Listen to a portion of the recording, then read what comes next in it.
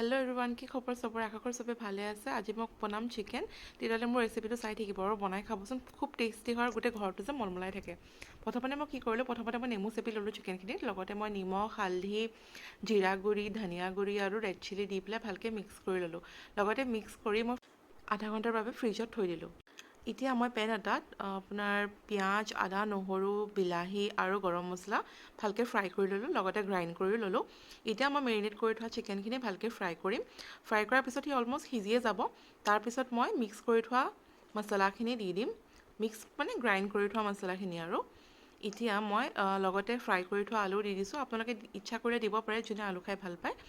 এতিয়া মই ভালকৈ ইয়াক মিক্স কৰি দিম। তাৰপিছত ইয়াক ঢাকি দিম আৰু যেতিয়া সিজি যাব আপুনি গম পাব নহয় সিজি গৈছে। আজি মোৰ বহুত ক্ৰিমি টাইপ চিকেন খাব মন গৈছে। ঘৰত ক্ৰীমো নাছিলে, গাখীৰ আছিলে, সেইকাৰণে ভাবিলোঁ গাখীৰকে দি দিওঁ। আৰু খাবলৈ যে ইমান টেষ্টি হয়, ইমান ক্ৰিমি হয়। আৰু হোৱাৰ সময়ত মই কচুৰি মেথি দি দিছোঁ আৰু ফ্লেভাৰটো বহুত ধুনীয়া আহিছে। গোটেই ঘৰটো চিকেনৰ গোন্ধৰে মলমলাই আছে।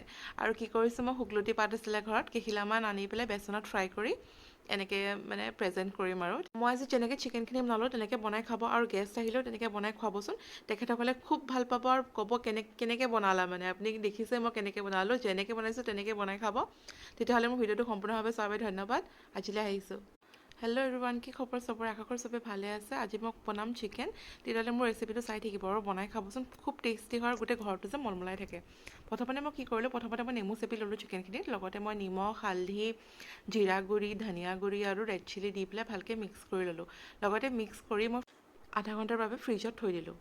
এতিয়া মই পেন এটাত আপোনাৰ পিঁয়াজ, আদা, নহৰু, বিলাহী আৰু গৰম মছলা ভালকৈ ফ্ৰাই কৰি ল'লোঁ। লগতে গ্ৰাইণ্ড কৰি ল'লোঁ।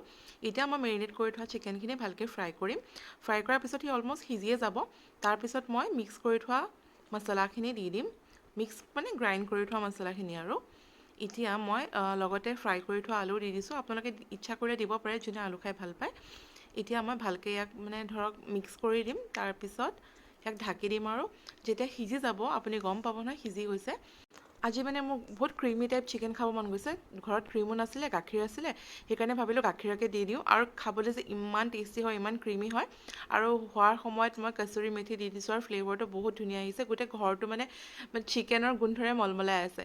আৰু কি কৰিছোঁ, মই শুকলতি পাত আছিলে ঘৰত, কেইখিলামান আনি পেলাই বেচনত ফ্ৰাই কৰি এনেকৈ প্ৰেজেণ্ট কৰিম আৰু মই আজি যেনেকৈ চিকেনখিনি বনালোঁ তেনেকৈ বনাই খাব। আৰু গেষ্ট আহিলেও তেনেকৈ বনাই খুৱাবচোন। তেখেতসকলে খুব ভাল পাব আৰু ক'ব কেনেকৈ বনালা। আপুনি দেখিছে মই কেনেকৈ বনালোঁ, যেনেকৈ বনাইছোঁ তেনেকৈ বনাই খাব। তেতিয়াহ'লে মোৰ ভিডিঅ'টো সম্পূৰ্ণভাৱে চোৱাৰ বাবে ধন্যবাদ। আজিলৈ আহিছোঁ।